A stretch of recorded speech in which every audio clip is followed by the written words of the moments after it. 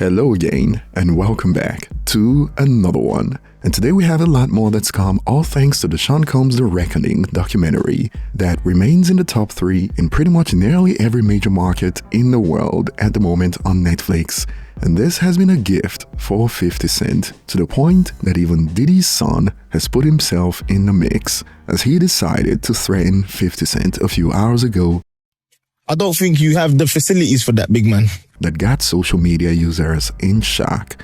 And today we also have what looks to be Marlon Wayans, one of the prominent, quote, Diddy defenders, who dropped this classic. Just the way Puff is down on his luck, and 50's kicking a man when he's down. If 50 ever luck turn up on 50, you gotta be careful what you put out. Well, Marlon Wayans looks to have folded after things got heated with 50 Cent, and he spoke about it a few hours ago.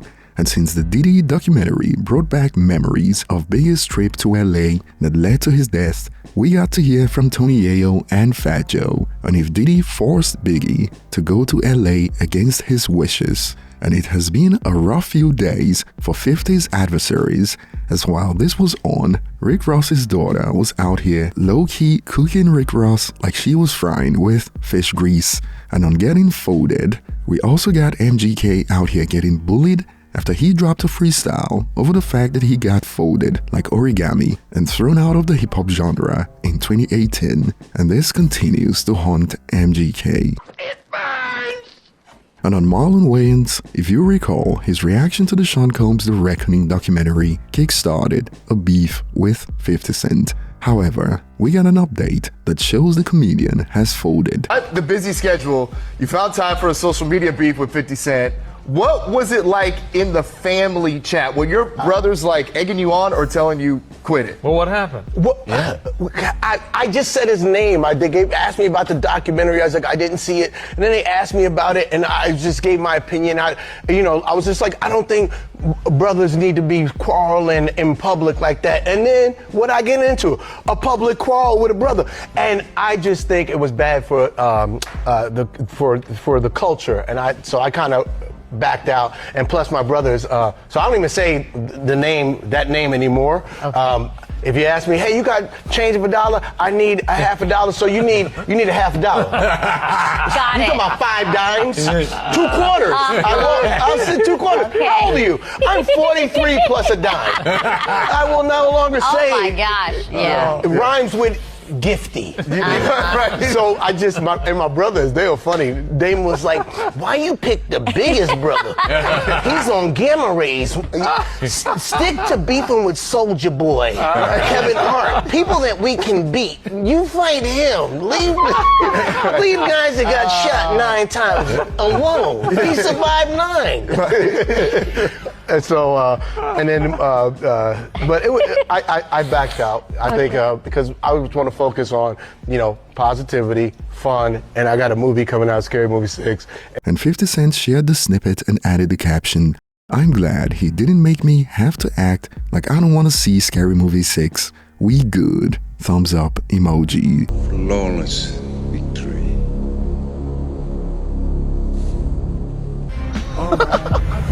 And thousands agreed with this. 50 is literally undefeated in beef. Bro gotta be like 119-0. And apparently this proves why big brothers are essential. They keep you out of trouble and embarrassment. And this ends the chapter of 50 versus Marlon Wayans. And believe it or not, EPMD's Erick Sermon, who appeared in the Diddy documentary, made this wild revelation about 50 Cent and other top artists. With all this business success, I also saw you talk about the artists you could have signed that you didn't sign. So like 50 Cent, Rick Ross, Akon, Fugees.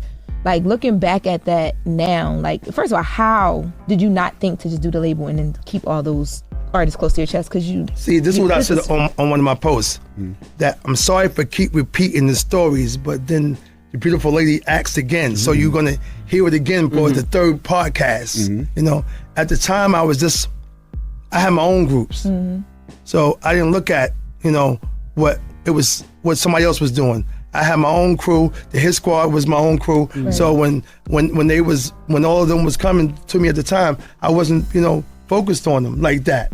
I kind of listen, man.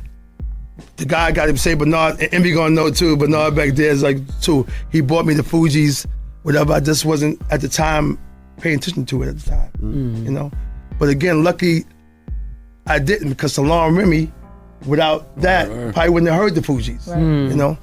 None of those artists that you mentioned excited me. There's one artist that I always wish was with Erick Sermon in Hit Squad. Who that? Cannabis. Yeah, he was with me. And apparently, according to some users on X, Erick Sermon hasn't learned from his mistakes. Dude just casually said he missed out on over $100 million in possible deals he could have made, and then said his biggest regret is cannabis. I see what happened. And while Fat Joe and Tony Yayo were out here discussing if Diddy forced Biggie to go to LA that led to his demise. It's rap superhero shit right there, bro. If you notice on Life After Death, there's not that much features. So yeah, it wasn't. It was Young Locks, they be featured on there. That was a nice accomplishment. Man, Diddy should have done a Bulletproof, man. I don't give a fuck. I still say that. Biggie, my favorite rapper, old. I be fighting old Big. That's my favorite. That nigga shouldn't have been in Cali. So he's always look at it like that. No disrespect to nobody. See, he shouldn't have been in Cali. Just got killed. No, but save it for your show. What? Save it for what? I'm only going to talk about festival. No, it's a good thing to talk about. What's the part? That was our first time ever in LA. I was with him. You was with it? He was smiling. He was happy to be there. It's not one of them, I'm seeing all these shits on the gram, saying shits, Puff made him go there. He wanted to be there. He was happy. He was happier than I ever seen him. At Daddy's house over there. Yeah. Little C told us the same thing. Party. Listen, I know you get mad. You gotta keep it right. You gotta let him talk. You say your history story. Let me say my piece. I got you. Down to the party that you see, the last picture with the cane, the thing, him, Stevie J, Puff. We in there. We was mad. I don't know what son happened with Puff. We was over there, Ice Grill. We went over to him in that picture you see with the shades of the king. Him, shake that shit off, he told us. It was my single release. Whatever's going on with Diddy, we handle it when we get back home. Here goes so Chris Style or Don P, whatever was the thing. It was like 2 ounces. Said, go over there, shake, smile, nigga, shake that shit off. We got my single. And that was the last shit he ever said to me. Everybody left, went to the party. Then that's when that shit happened next time. What I could say to you is, but Pac passed already. Why would you have him in LA? That's all I'm saying. Pac was dead already. You know the beef is. Listen, you think about it. It's a hard thing to say because I seen him. He was happy like Chris. He wasn't like, oh, they want to kill. That nigga was like fit. He was chilling. Yeah, he was chilling. I understand, but I just, in my mind, when I look at hip hop, because we get to look at it. Now we get to look at it being a little older. Now we older. Been nowhere near that shit. So y'all don't agree, but Pac just died. I agree with you. When we look at it now, yeah, you're right. He shouldn't have been over there, but what they're trying to say, what him and Little C said on here was he wanted to be there. It ain't like we thinking Puff forced the nigga to go. I'm not. They said he wanted to be there. It was negligent. I be each his own bottle of 1800. If I didn't speak to him, I seen him. He told us what the.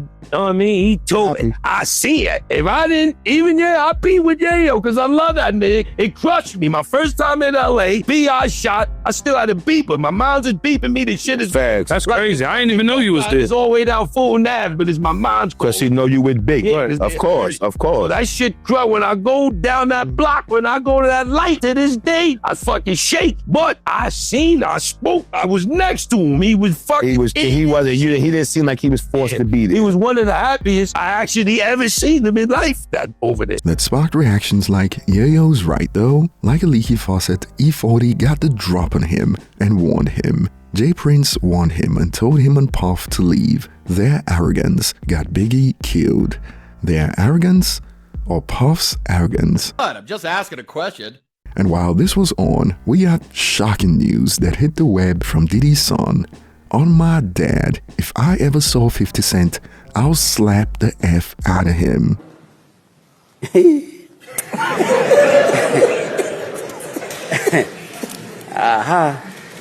And the reactions have been a sight to behold. It has been a compilation of memes since this dropped, and this went viral among others.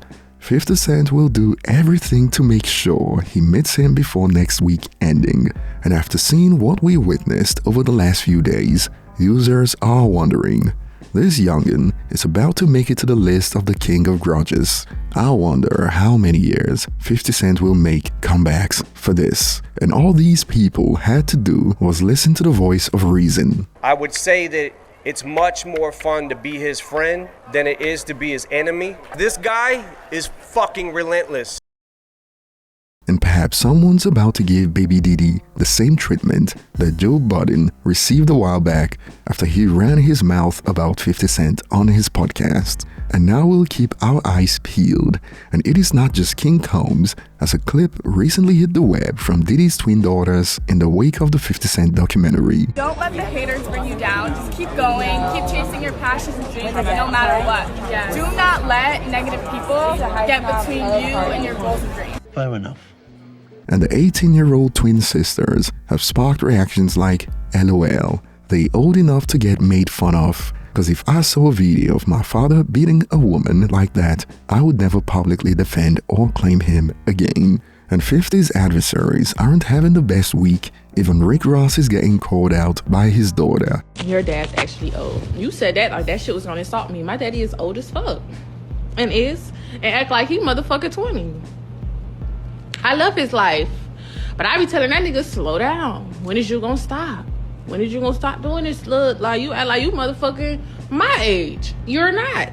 You're old. Cause if I'm 24, that means you knocking on motherfucking 50, boy. That's old as shit. Like 50, look, listen to how it sound. 50? Before my daddy had 8 kids, he had 2. So 2 of his kids are only like, there's only 2 of us who are adults. Everybody else is fucking kids. They have to live with their moms. Their children, their babies. The oldest one is 8 years old, which is my little sister. Everybody else is kids. Like, we don't have siblings that's 16, 15, 14. My daddy got 8 kids, y'all. And the oldest 2 is 20 and 23. My brother doesn't live here because he goes to college. So I'm the only motherfucker here. It's not about favoritism. It's just that's how life is going right now. And all my other siblings are kids. I'm the youngest. Did you just not hear what I said? Damn. Of course y'all wouldn't know he had that many. My daddy is a very private person. And while on one end, but she's right, just know you have failed as a dad when your child starts saying those words about you, facepalm emojis, and more. It is embarrassing to have your father moving like a thought. Well, on the other end, this has also been flipped on the daughter, as some have expanded. Stay out of grown folks' business, clown. Gen Z always trying to tell previous generations how to live their lives when their generation as a whole ain't crap. I guess someone's daughter also cooked them recently. It hits too close to home. And she was catching those hands for sure. Imagine getting everything you ever wanted and then talk crap about the person that gave you everything.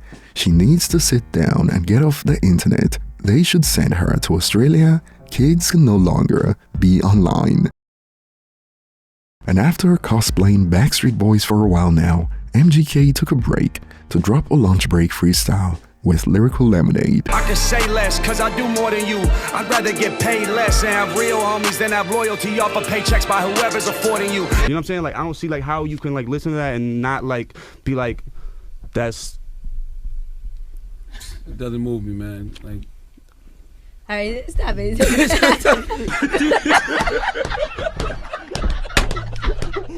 And it is going as you'd expect these days. Someone called Eminem. He's trying to rap again. And last time we saw him, he was doing his little boy band dance on stage.